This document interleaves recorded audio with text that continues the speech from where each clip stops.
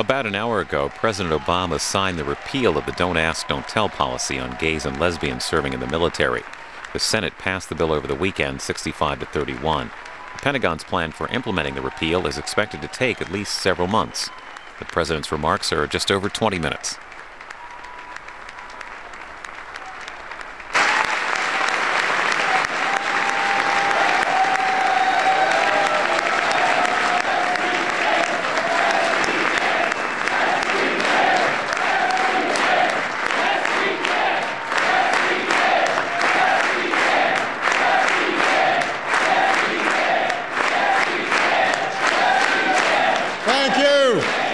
Yes, we did. You are welcome. This is a good day. Everybody.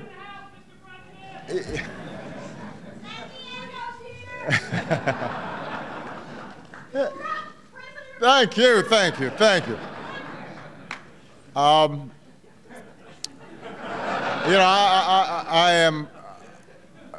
I am just overwhelmed. This is a very good day, and I want to thank all of you, especially the people on this stage, but each and every one of you who've been working so hard on this, members of my staff who worked so hard on this. I couldn't be prouder. 66 years ago, in the dense, snow-covered forests of Western Europe, Allied forces were beating back a massive assault in what would become known as the Battle of the Bulge. And in the final days of fighting, a regiment in the 80th Division of Patton's Third Army came under fire. The men were traveling along a narrow trail. They were exposed and they were vulnerable. Hundreds of soldiers were cut down by the enemy. And during the firefight, a private named Lloyd Corwin tumbled 40 feet down the deep side of a ravine. And dazed and trapped, he was as good as dead. But one soldier, a friend, turned back. And with shells landing around him, amid smoke and chaos and the screams of wounded men, this soldier, this friend, scaled down the icy slope, risking his own life to bring Private Corwin to safer ground. Now, for the rest of his years, Lloyd credited this soldier, this friend, named Andy Lee, with saving his life, knowing he would never have made it out alone. It was a full 4 decades after the war, when the two friends reunited in their golden years, that Lloyd learned that the man who saved his life, his friend Andy, was gay. He had no idea, and he didn't much care. Lloyd knew what mattered.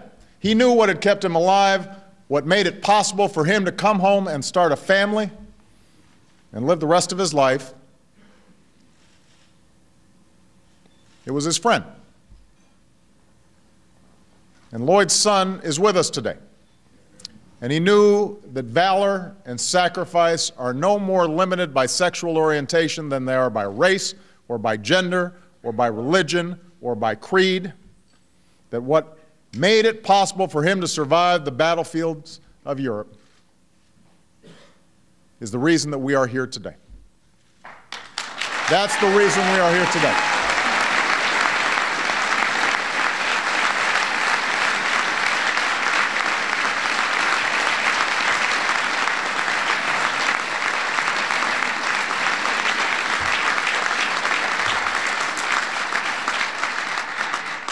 So this morning, I am proud to sign a law that will bring an end to Don't Ask, Don't Tell. It is a law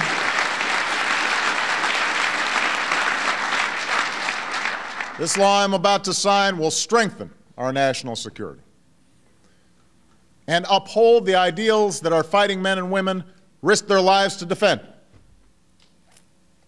No longer will our country be denied the service of thousands of patriotic Americans who were forced to leave the military, regardless of their skills, no matter their bravery or their zeal, no matter their years of exemplary performance, because they happen to be gay. No longer will tens of thousands of Americans in uniform be asked to live a lie or look over their shoulder in order to serve the country that they love.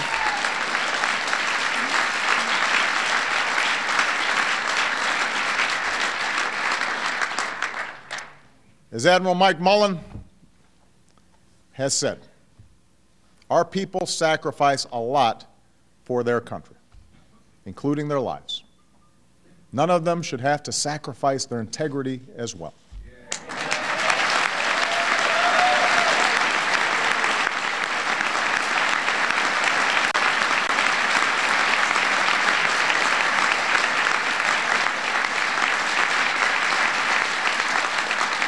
That's why I believe this is the right thing to do for our military.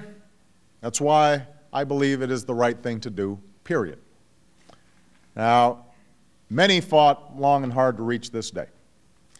I want to thank the Democrats and Republicans who put conviction ahead of politics to get this done together.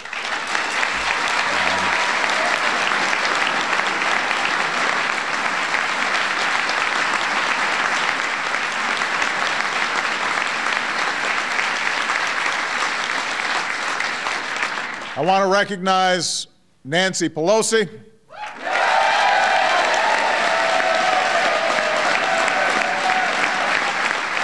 Steny Hoyer, and Harry Reid.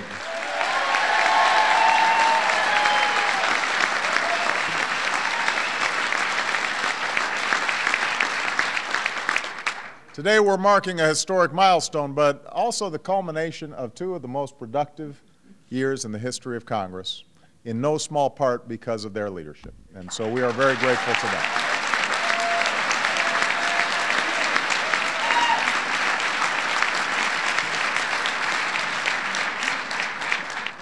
I want to thank Joe Lieberman and Susan.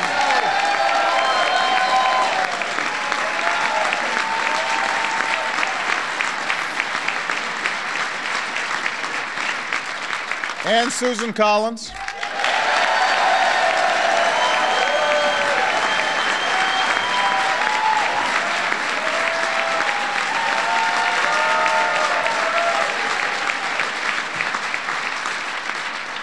And I think Carl Levin's still working. But I want to add Carl Levin. They held their shoulders to the wheel in the Senate. I am so proud of Susan Davis, who's on the stage.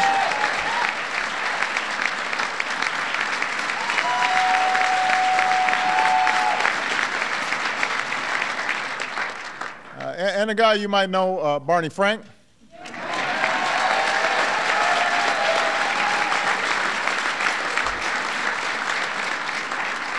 They kept up the fight in the House, and I've got to acknowledge Patrick Murphy, a veteran himself, who helped lead the way in Congress.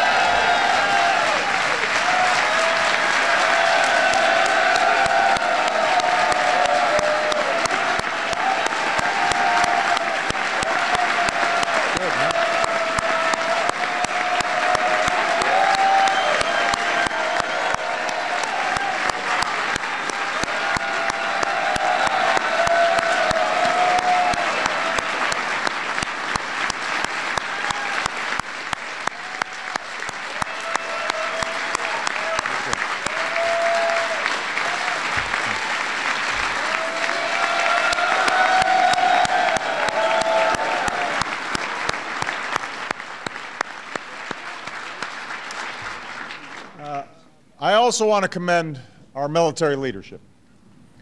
Ending Don't Ask, Don't Tell was a topic in my first meeting with Secretary Gates, Admiral Mullen, and the Joint Chiefs. We talked about how to end this policy. We talked about how success in both passing and implementing this change depended on working closely with the Pentagon, and that's what we did. And 2 years later, I am confident that history will remember well the courage and the vision of Secretary Gates, of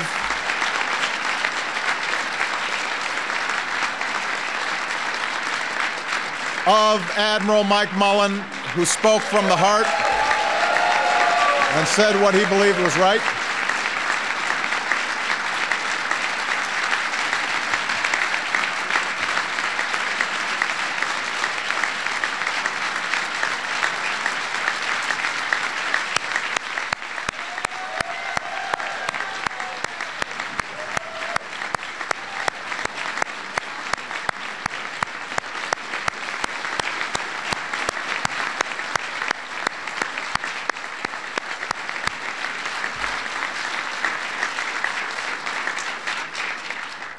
Of General James Cartwright, the Vice Chairman of the Joint Chiefs, and Deputy Secretary William Lynn, who is here.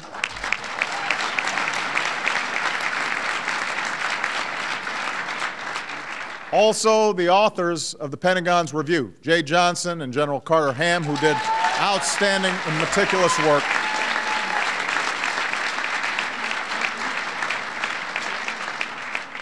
And all those who laid the groundwork for this transition. And finally, I want to express my gratitude to the men and women in this room who have worn the uniform of the United States Armed Services.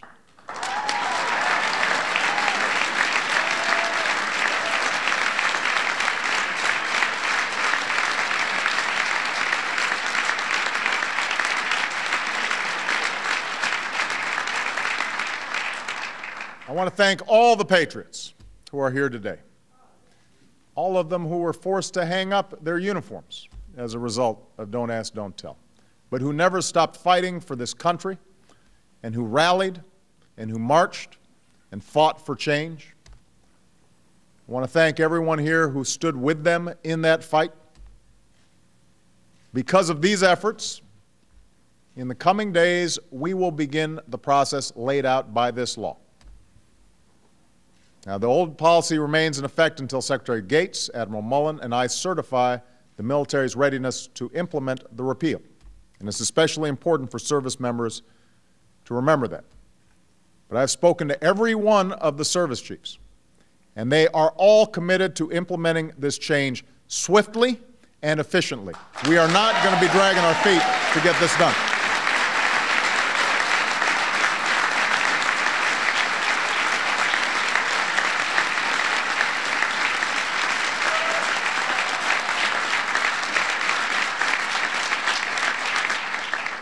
Now, with any change, there's some apprehension.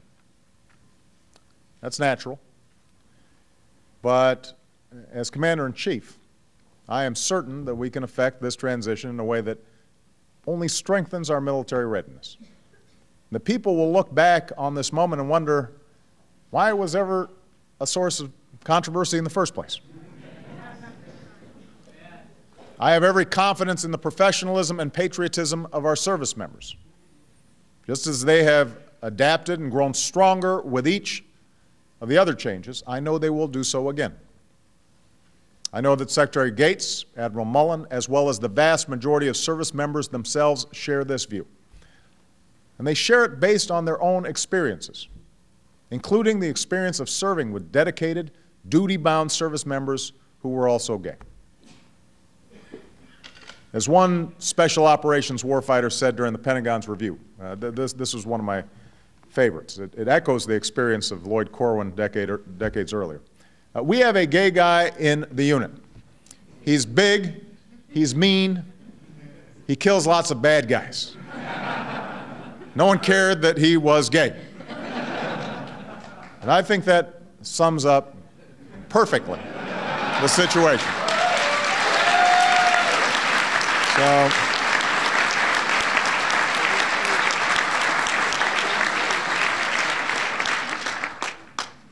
finally, I want to speak directly to the gay men and women currently serving in our military. For a long time, your service has demanded a particular kind of sacrifice. You've been asked to carry the added burden of secrecy and isolation, and all the while you've put your lives on the line for the freedoms and privileges of citizenship that are not fully granted to you. You're not the first to have carried this burden. For while today marks the end of a particular struggle that has lasted almost 2 decades, this is a moment more than 2 centuries in the making. There will never be a full accounting of the heroism demonstrated by gay Americans in service to this country. Their service has been obscured in history. It's been lost to prejudices that have waned in our own lifetimes. But at every turn, at every crossroads in our past, we know gay Americans fought just as hard, gave just as much to protect this nation and the ideals for which it stands. There can be little doubt. There were gay soldiers who fought for American independence, who consecrated the ground at Gettysburg, who manned the trenches along the Western Front, who stormed the beaches of Iwo Jima. Their names are etched into the walls of our memorials. Their headstones dot the grounds at Arlington. And so, as the first generation to serve openly in our armed forces, you will stand for all those who came before you, and you will serve as role models to all who come after. And I know that you will fulfill this responsibility with integrity and honor, just as you have every other mission with which you've been charged. And you need to look no further than the servicemen and women in this room. Distinguished officers, like former Navy Commander Zoe Dunning.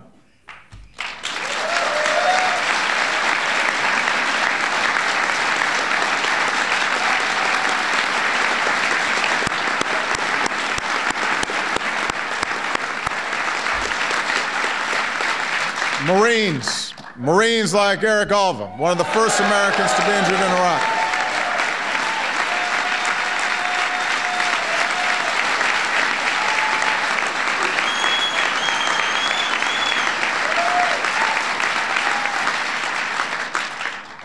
Leaders like Captain Jonathan Hopkins, who led a platoon into northern Iraq during the initial invasion, quelling an ethnic riot, earning a Bronze Star with valor. He was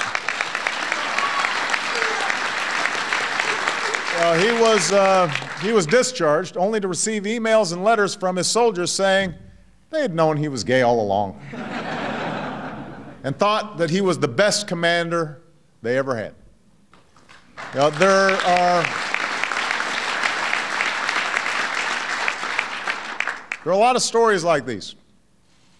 Stories that only underscore the importance of enlisting the service of all who are willing to fight for this country.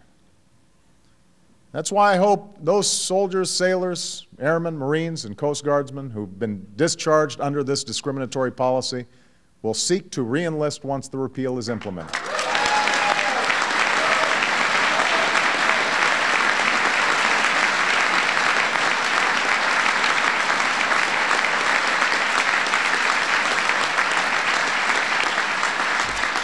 That is why I say to all Americans, gay or straight, who want nothing more than to defend this country in uniform, your country needs you, your country wants you, and we will be honored to welcome you into the ranks of the finest military the world has ever known.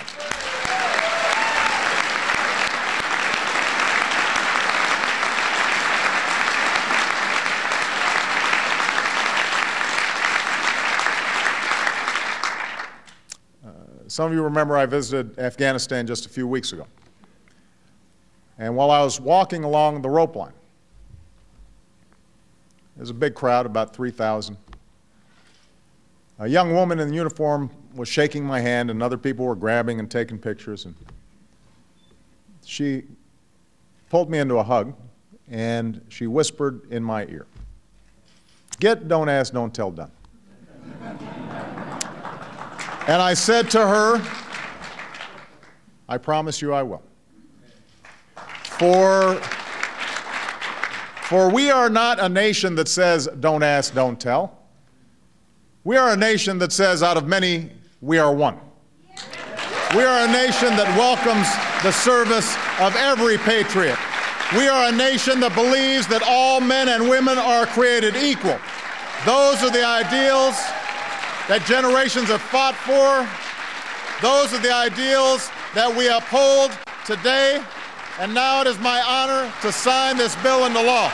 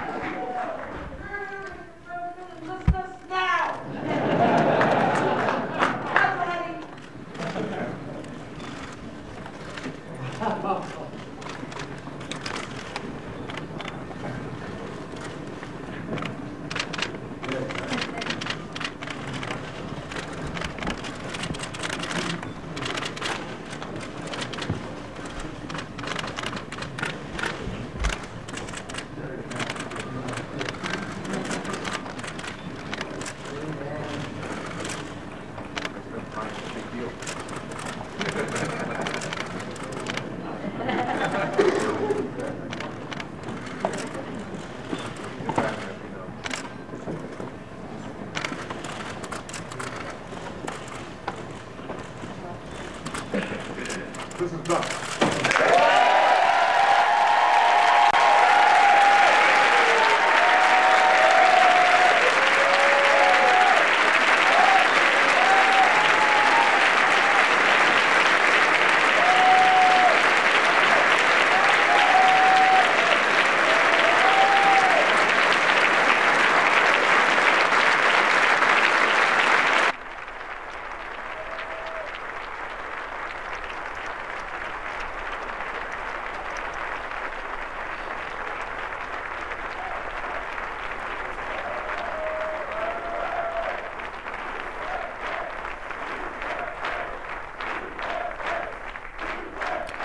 The president signed the Don't Ask, Don't Tell repeal this morning at about 9:20. I'm going to go live now to the White House for remarks from spokesman Robert Gibbs.